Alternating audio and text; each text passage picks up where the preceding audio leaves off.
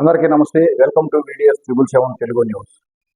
విజయవాడ వరద ప్రభావిత ప్రాంతాలలో పర్యటించిన ముఖ్యమంత్రి ముంపు ప్రాంతాలలో హెలికాప్టర్లు, డ్రోన్ల ద్వారా ఆహారం అందిస్తున్నామన్నారు.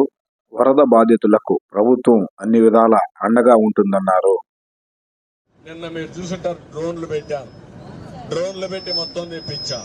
ఇప్పుడు డ్రోన్లు పంపించి చెత్త అంతా కూడా చూస్తున్నారు, రోడ్లన్నీ చూస్తున్నారు.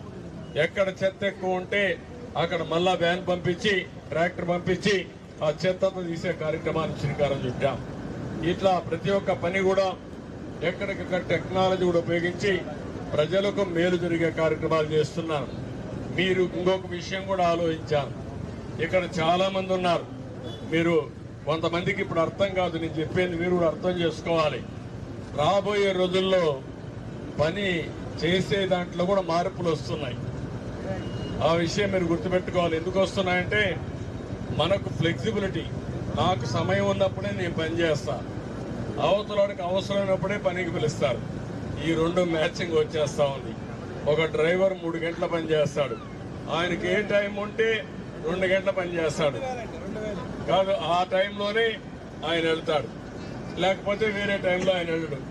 ఒక ఆయనకు ఒకే టైంలో పని ఉంటుంది, అప్పుడు ఆయన ఎవరిని కావాలో ఆయన పిలుచుకుంటాడు. అదే జరగబోతుంది.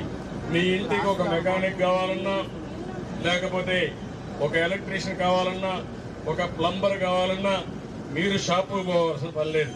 మీరు చెప్తే వాళ్ళే వస్తారు. ఇప్పుడు ఎట్లొచ్చిందంటే రాబోయే రోజుల్లో ఎవరైనా బార్బర్ కావాలంటే మంగళ షాపు పోయే పని లేదు, మీ ఇంటికే వస్తాడు. ఏ టైంలో మీరు రమ్మంటే ఆ టైంలో వచ్చి వెళ్ళిపోతాడు.